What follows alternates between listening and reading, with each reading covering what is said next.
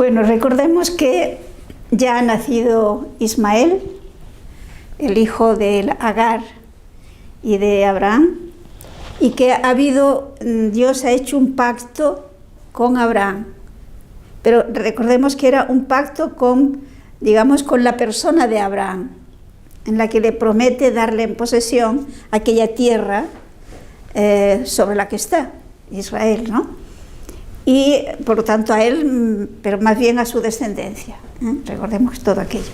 Es que hoy nos encontraremos con una renovación de la alianza, pero más ampliada.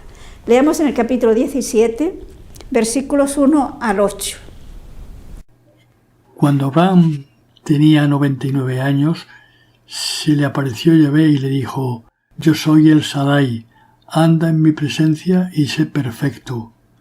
Yo establezco mi alianza entre nosotros dos y te multiplicaré sobremanera.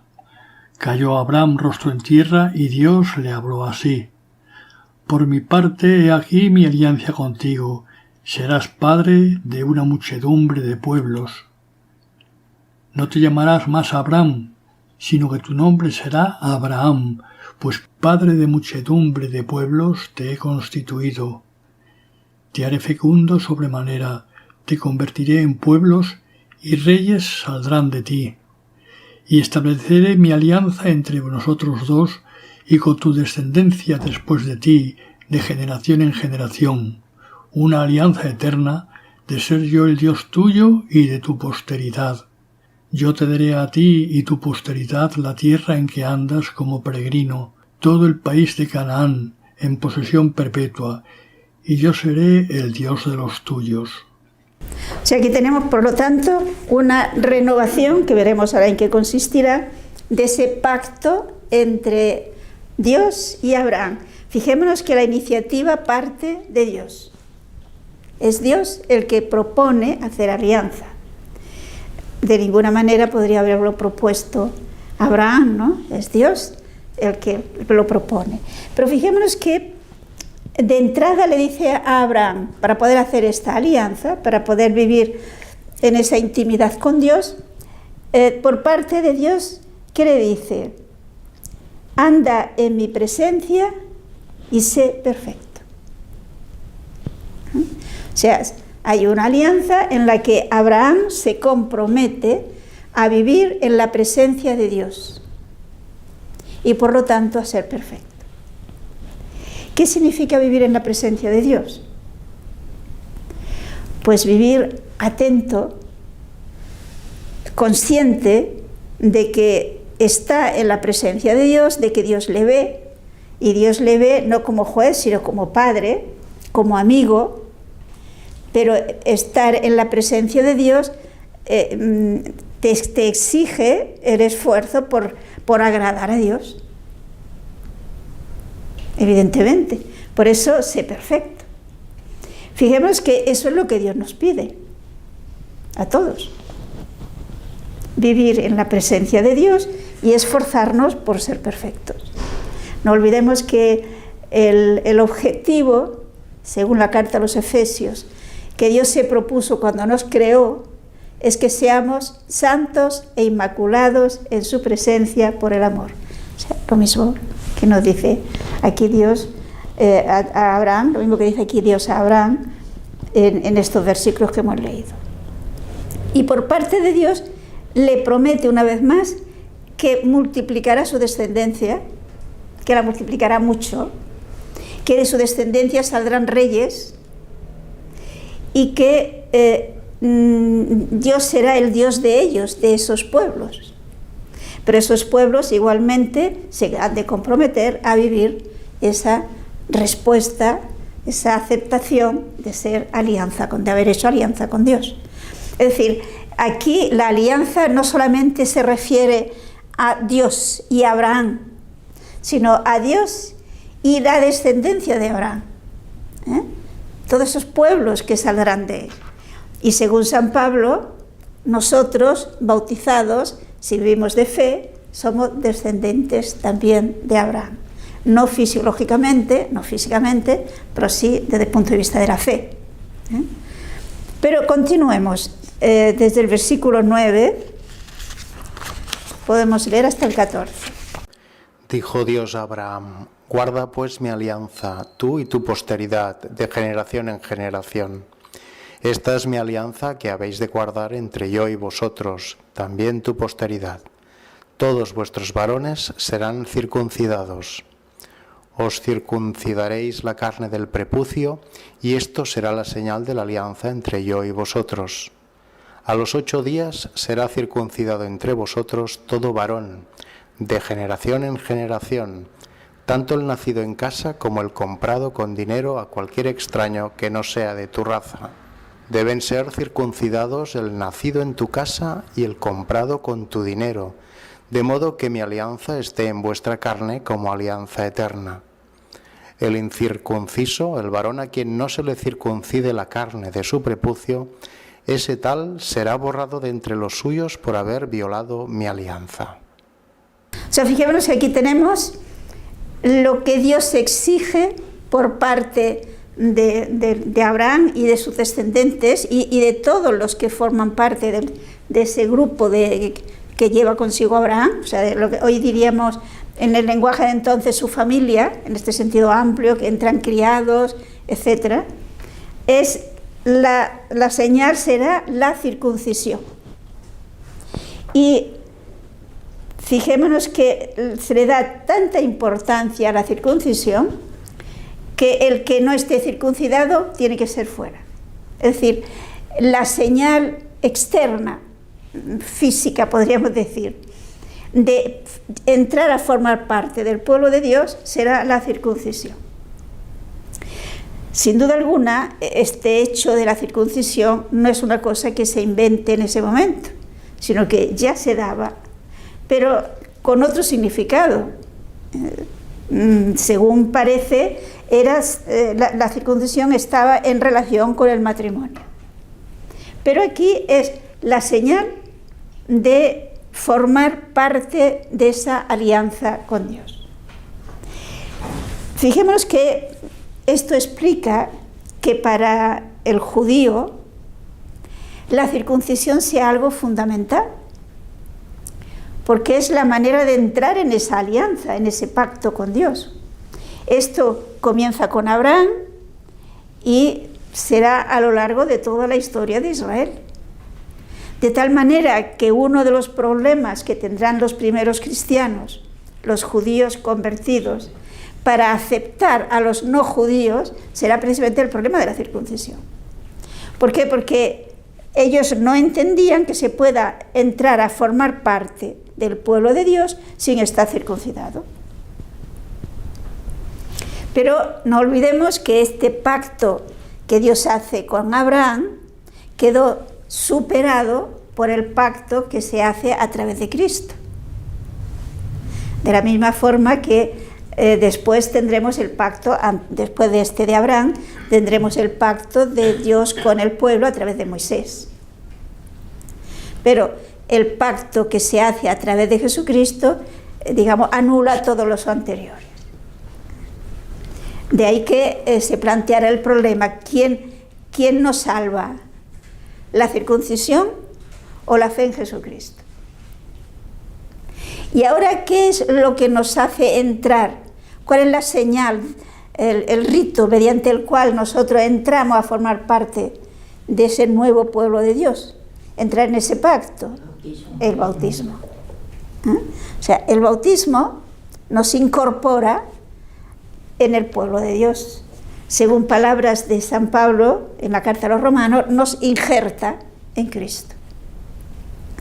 Pero la circuncisión, fijémonos que ya es como un símbolo, un tipo y figura, un anuncio que se nos va a repetir muchas veces y que lo hemos visto ya en lo que llevamos comentado del Génesis, de cómo Dios quiere tener relaciones íntimas con nosotros.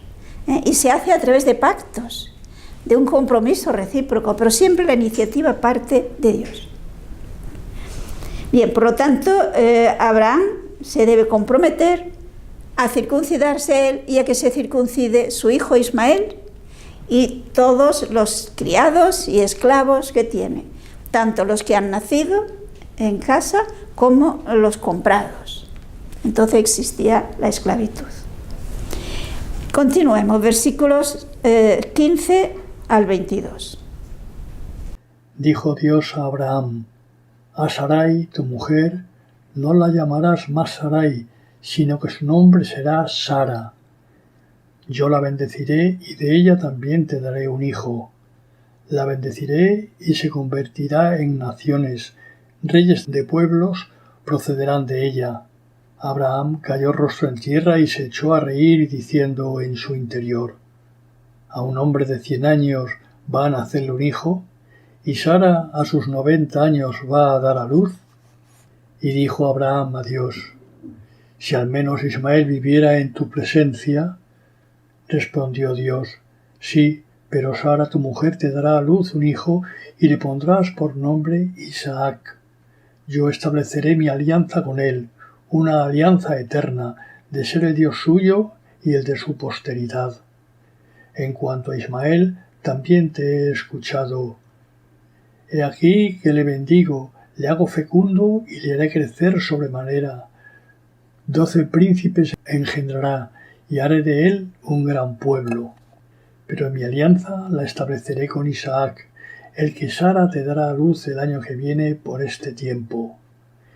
Y después de hablar con él, subió Dios dejando a Abraham. Aquí tenemos, fijémonos qué momento espera Dios para realizar la promesa. Se nos dice que ya Abraham es casi centenario. ¿Pero esto de centenario es una...?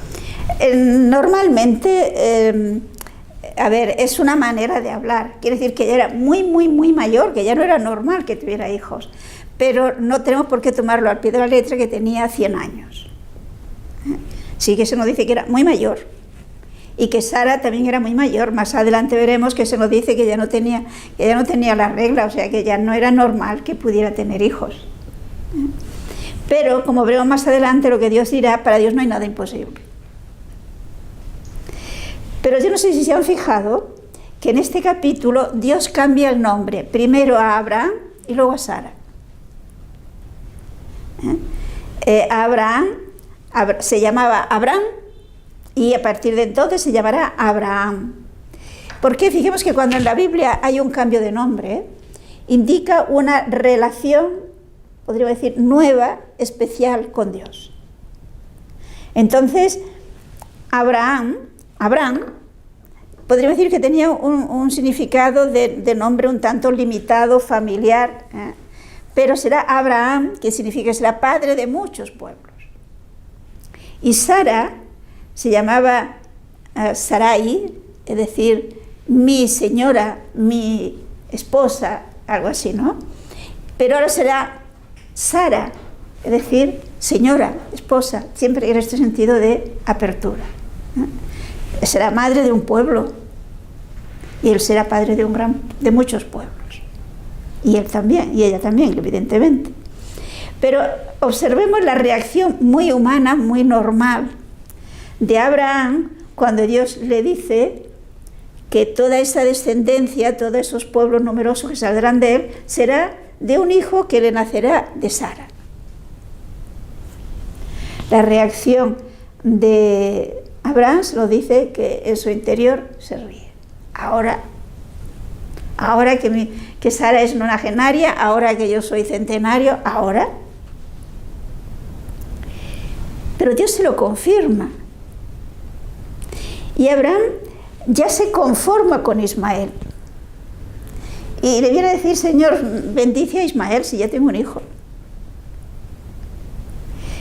Pero Dios insiste, no será Ismael, también lo va a bendecir Dios, pero no será de él del que nacerá ese gran pueblo, sino que será de Isaac, que nacerá de Sara, porque será el hijo de la promesa, el hijo que será fruto de una intervención especial de Dios, de una intervención milagrosa.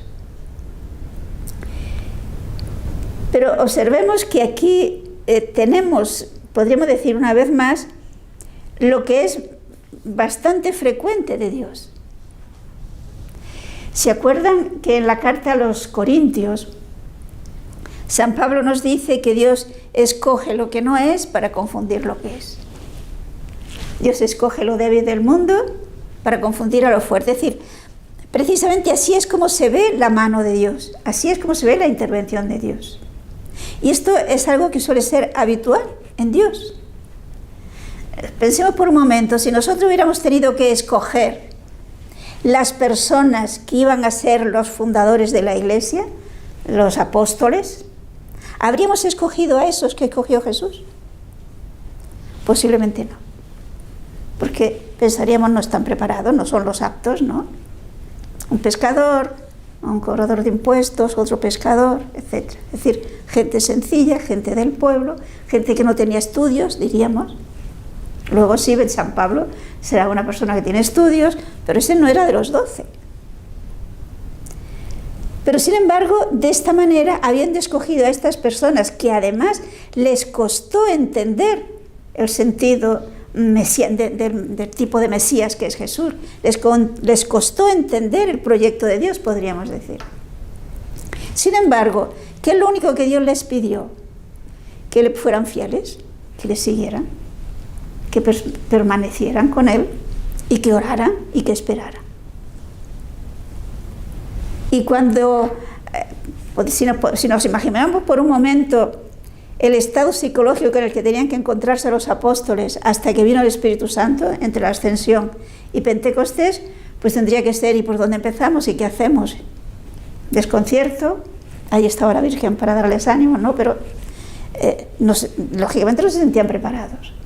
Pero llega el Espíritu Santo y ya todo cambia. Bueno, pues aquí, y como digo, esto lo podríamos ver, lo veremos en otras muchas situaciones, Dios espera cuando humanamente hablando ya es imposible. Y entonces es cuando Dios le da el hijo a Abraham, el hijo de Sara. Es cuando van a nacer Isaac. Por lo tanto, no les cabe la menor duda de que haya habido una intervención de Dios. Es decir, esto sirve para tener experiencia de Dios. Cuando todo va viniendo normal, pues es fácil que podamos pensar, bueno, esto es casual, es normal, tiene que ser así, van sucediendo las cosas.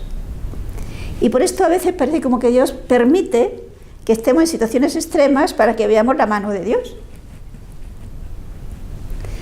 Pues en un principio, repito, es normal, muy natural que Abraham tuviera esa situación casi de una cierta duda. Pero sin embargo, si no hubiera creído, no habría nacido Isaac. Abraham cree. Y Abraham se fía de Dios. Y por eso, ciertamente, nacerá Isaac. Volvamos ahora al capítulo 17 y los versículos 23 hasta el final, hasta el 27. Tomó entonces Abraham a su hijo Ismael, a todos los nacidos en su casa y a todos los comprados con su dinero, a todos los varones de la casa de Abraham, y aquel mismo día les circuncidó la carne del prepucio como Dios le había mandado. Tenía Abraham 99 años cuando circuncidó la carne de su prepucio. Ismael, su hijo, era de 13 años cuando se le circuncidó la carne de su prepucio. El mismo día fueron circuncidados Abraham y su hijo Ismael, y todos los varones de su casa, los nacidos en su casa y los comprados a extraños por dinero, fueron circuncidados juntamente con él. O sea, fijémonos la docilidad y la obediencia pronta de Abraham. Enseguida realiza el signo externo que le ha pedido Dios de pertenencia a de formar parte de esa alianza con Dios.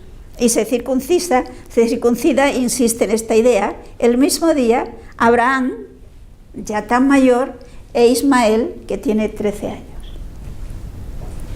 Y no solamente Abraham e Ismael, sino todos los hombres, todos los varones que había en su casa. Esclavos nacidos, comprados, etc.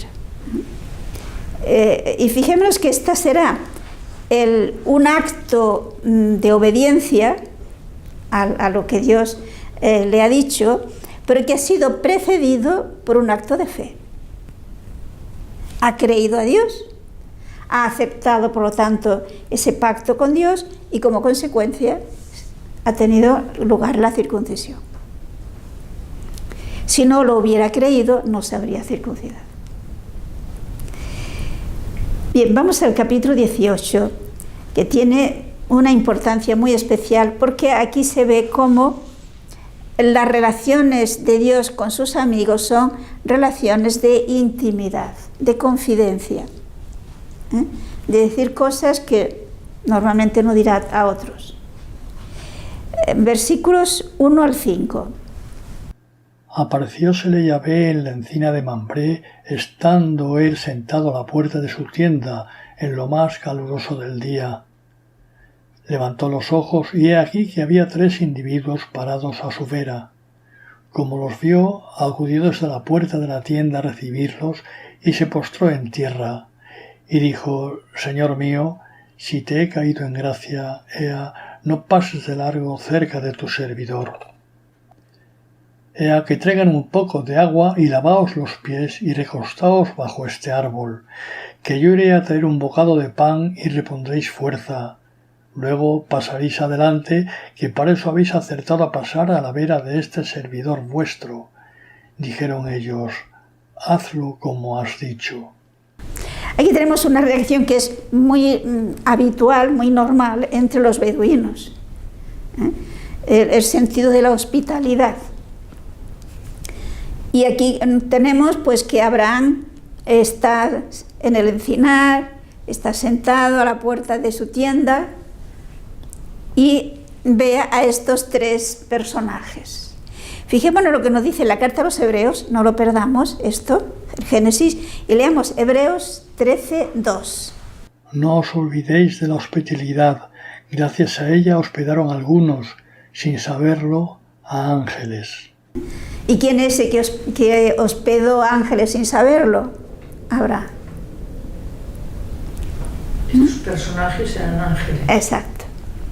Entonces, Abraham sencillamente ve a estos personajes y con toda generosidad y con toda prontitud les dice que ya que han pasado por su casa, por su tienda, pues que descansen y que él les va a dar alimento para que puedan tener fuerzas para continuar.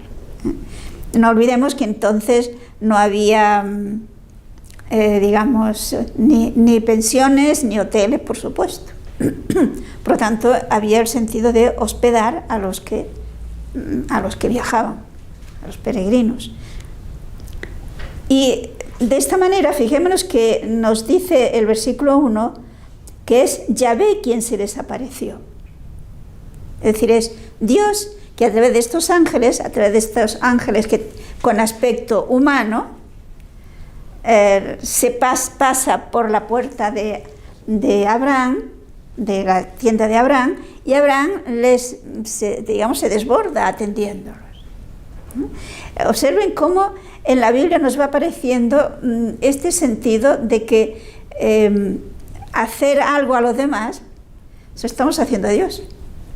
Esto Cristo no lo dirá de una manera muy clara, ¿no? Lo que hiciste a cada uno de estos, a mí me lo hicisteis. Aquí Abraham, sin tener conciencia de ello, pues ha hospedado a estos ángeles y habrá un momento de intimidad con Dios. Continuemos de los versículos 6 al 8. Abraham se dirigió presuroso a la tienda, a donde Sara, y le dijo: apresta 3 arrobas de harina de sémola, amasa y haz unas tortas.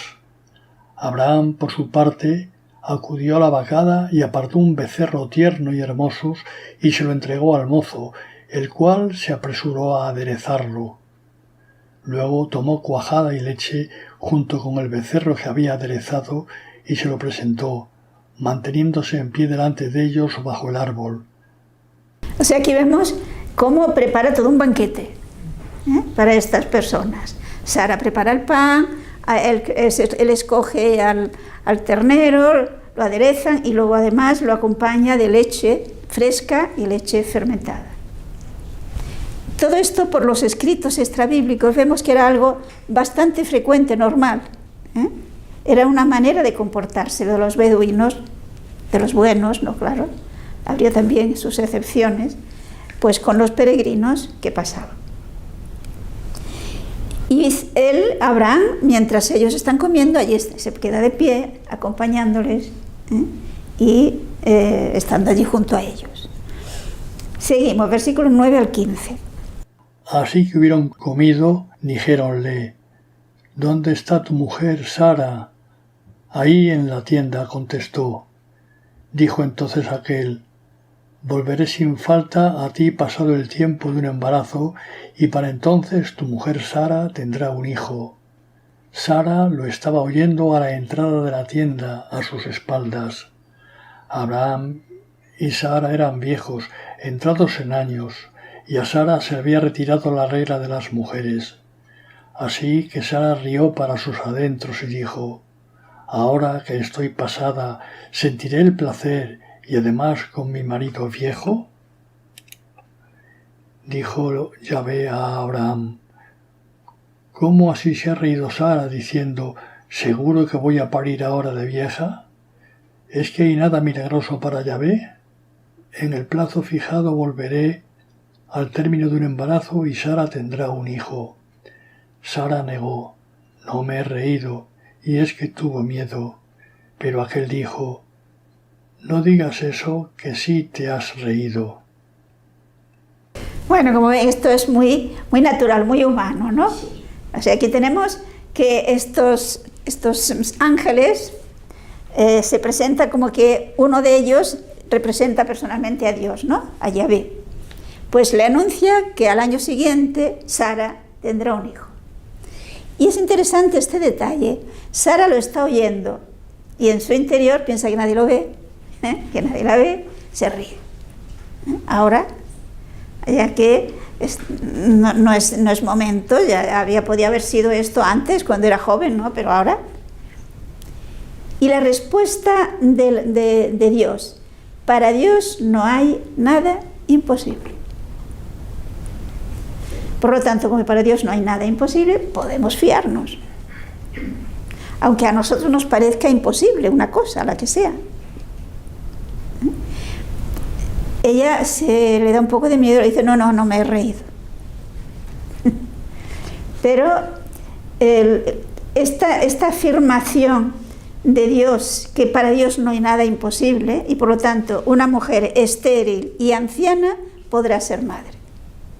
Para Dios no hay nada imposible. Es que hay cosas que a veces sabemos que Dios las ha dicho, que Dios las ha prometido, y nos parece como diciendo: bueno, ojalá, pues sabemos. Para Dios no hay nada imposible.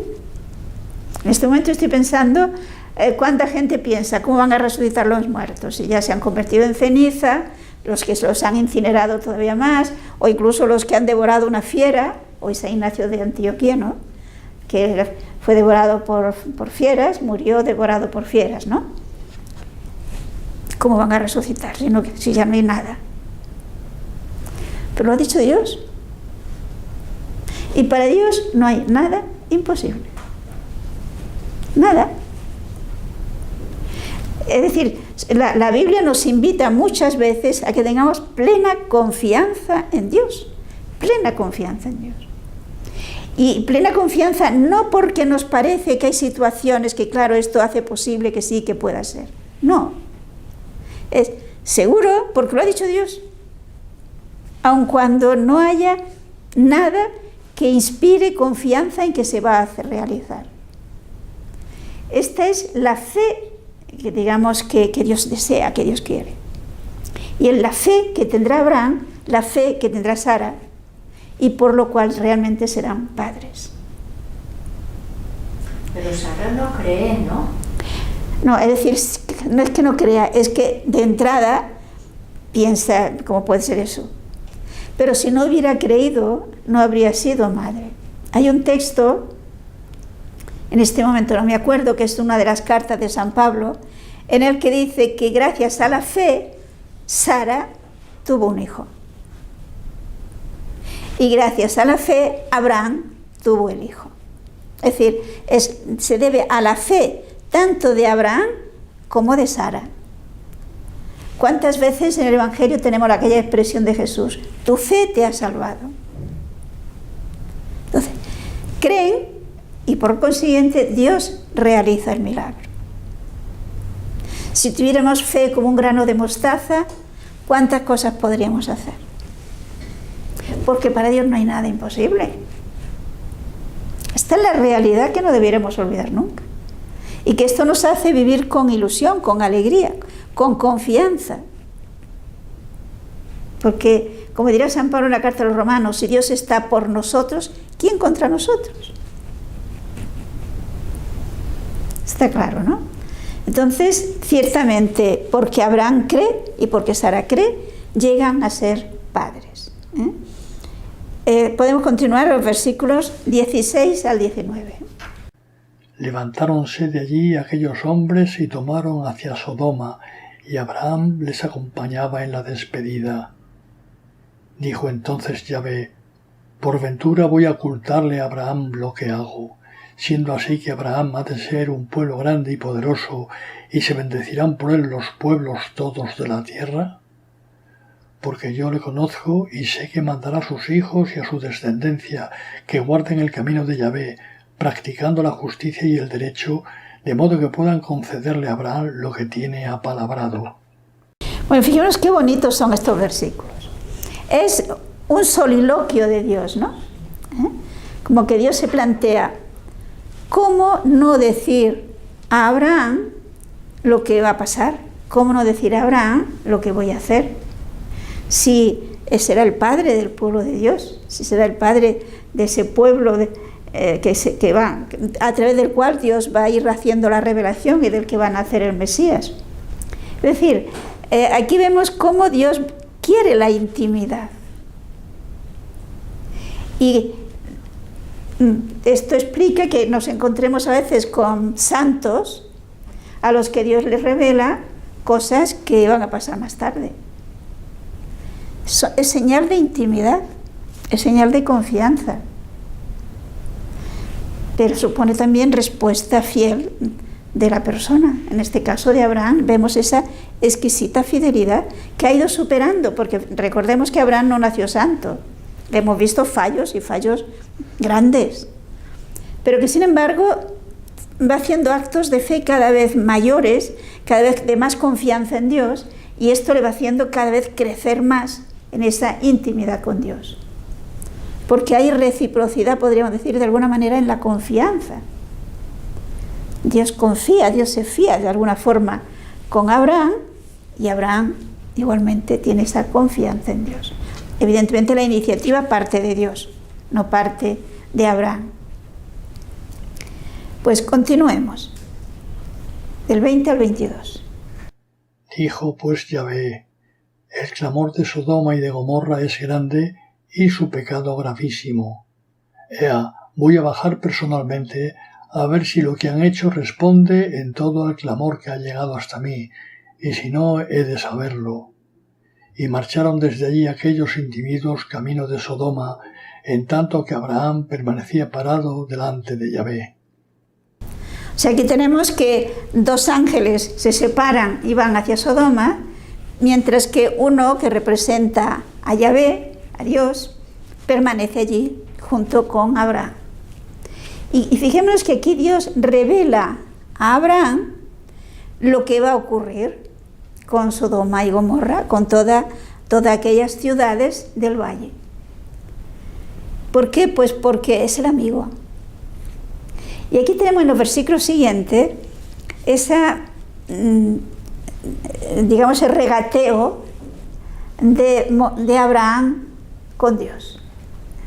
Esa confianza que le lleva y que la hace llevado de su amor a los demás. Es lo que tenemos, la importancia de la oración de intercesión, de orar por los demás. Porque a veces nuestra oración se limita a orar por mis problemas personales, por los problemas de mi familia más próxima, de lo que me llega más de cerca. Pero nuestra oración debe ser mucho más amplia. llegar mucho más allá. Y en la Biblia vemos cuánto bien hacen esas personas que interceden por los demás. Aquí vemos el caso de Abraham.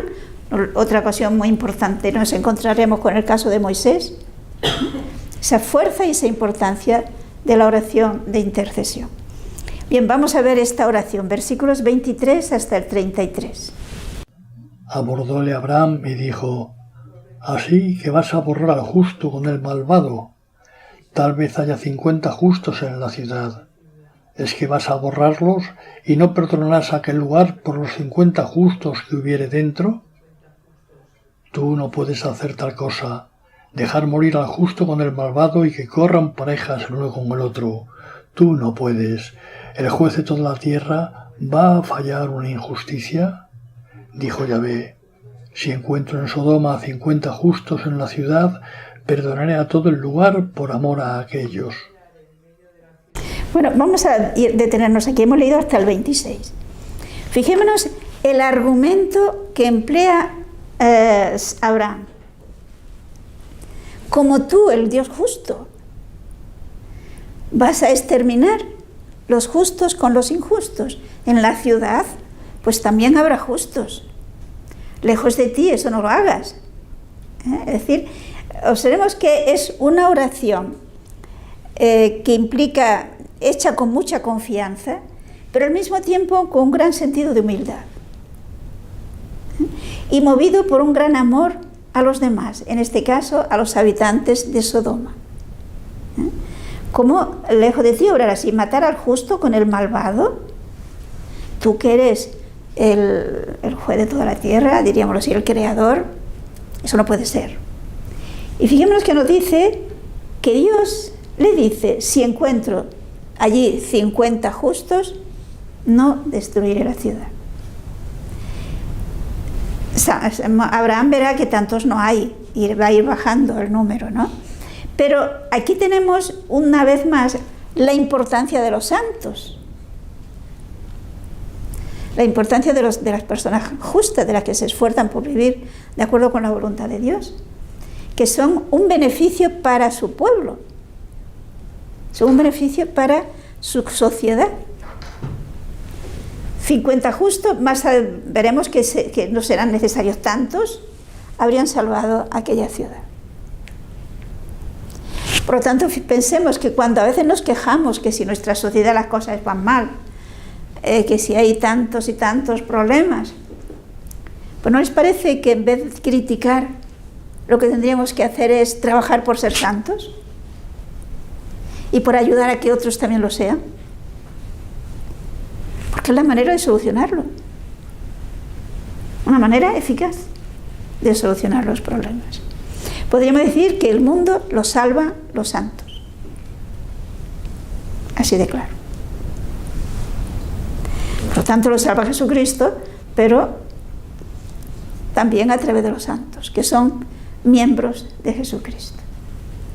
Pues continuemos este regateo con Dios, desde el versículo 27 ahora. Replicó Abraham: mira que soy atrevido de interpelar a mi Señor, yo que soy polvo y ceniza. Supón que los 50 fallen por 5. ¿Destruirías por los 5 toda la ciudad? Dijo: no la destruiré si encuentro allí a 45. Insisto todavía, supón que se encuentran allí 40. Respondió: tampoco lo haría en atención de esos 40. Insistió: no se enfade mi señor si le digo, tal vez se encuentren allí 30. Respondió: no lo haré si encuentro a esos 30. Díjole: cuidado que soy atrevido de interpelar a mi señor, ¿y si se hallaran allí 20? Respondió: tampoco haría destrucción en gracia a los 20. Insistió: vaya, no se enfade mi señor, que ya solo lo haré esta vez. ¿Y si encuentra allí 10? Dijo: tampoco haría destrucción en gracia a esos 10.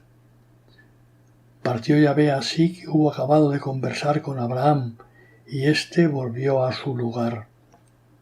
O sea que, como vemos, aquí tenemos ese, insisto, regateo de Abraham con Dios. ve que no hay 50 y va bajando el número. Pero observemos la actitud de humildad y de respeto para con Dios.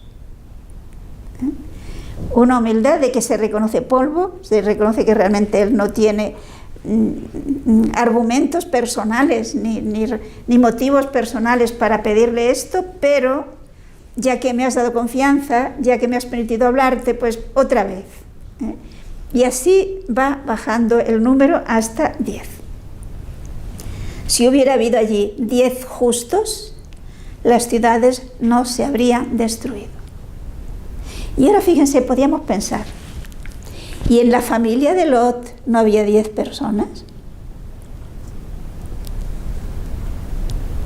Yo creo que sí, que había más de 10 personas. Recordemos que tenía criados y 3 hijas, y la esposa, o sea, parece que razonablemente en el grupo de Lot había más de 10 personas. Pero no hay 10 justos en toda la ciudad. Lo cual nos indica el ambiente, cómo va transformando a las personas si no vigilamos. Lot, sin discernir y sin ser consciente, al menos no lo ha pensado despacio, y le han movido unos intereses no especialmente morales para decidir irse allí con su gente, sino el progreso económico, y ha metido a los suyos en un ambiente de corrupción. ¿Cuál es el resultado? El mismo Lot, veremos que ha ido bajando de nivel moral. Un hombre que empieza con una gran fe, saliendo de su tierra junto con Abraham, y que acaba de esta manera. No olvidemos que nos dice San Pablo, nos lo dice Dios a través de San Pablo, que todo lo que se ha escrito para nuestra enseñanza. A veces, y seguramente les pasó a ellos, de pensar, no, yo estoy formada, a mí no me hacen daño. Yo puedo estar allí, que a mí no me hacen daño lo que digan ni la manera como vivan los demás. Y no es verdad. O sea, hemos de ser conscientes de qué hacemos, dónde nos ponemos, dónde nos metemos. Porque podríamos decir que por ósmosis entra. Si no somos conscientes y nos protegemos de una manera consciente y rechazamos esas cosas que no están de acuerdo con lo que debe ser de un cristiano, de una persona que quiere vivir de acuerdo con la voluntad de Dios, nos cambiarán. Y fijemos que esto prueba cómo puede ser que en unos ambientes cristianos, tradicionalmente cristianos, poco a poco se vayan introduciendo y legalizando aberraciones morales. Y que nos encontremos con personas que quizás incluso van a misa y que quizás incluso practican la vida cristiana y se creen muy buenos cristianos, y sin embargo aceptan como si no fuera, como si fuese natural, pues aceptan el aborto y aceptan la eutanasia y aceptan tantas otras cosas. Es que hemos llegado a esto porque no nos hemos protegido, es decir, no hemos razonado, no hemos sido conscientes. Hablo de quienes han llegado a ese extremo, yo pienso que quizá nosotros no hemos llegado a ese extremo. Entonces, no se es consciente del peligro y no se protege. ¿Y cómo se protege? Pues haciendo actos, digamos, conscientemente de que eso no, lo diga quien lo diga. Pues esto lo vemos clarísimamente en Lot y su familia. Es una de las grandes lecciones que, como veremos, nos da la historia de Lot. Vamos pues ahora al capítulo 19, versículos 1 al 3. Los 2 ángeles llegaron a Sodoma por la tarde. Lot estaba sentado a la puerta de Sodoma. Al verlos, Lot se levantó a su encuentro y, postrándose el rostro en tierra, dijo: Ea, señores, por favor desviaos y hacia la casa de este servidor vuestro. Hacéis noche, os laváis los pies y de madrugada seguiréis vuestro camino. Ellos dijeron: No, haremos noche en la plaza. Pero tanto porfió con ellos que al fin se hospedaron en su casa. Él les preparó una comida cociendo unos panes cenceños y comieron.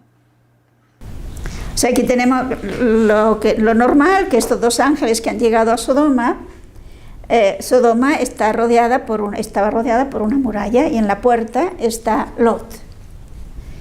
Y aquí tenemos la actitud, digamos, buena de Lot, de hospedar en su casa.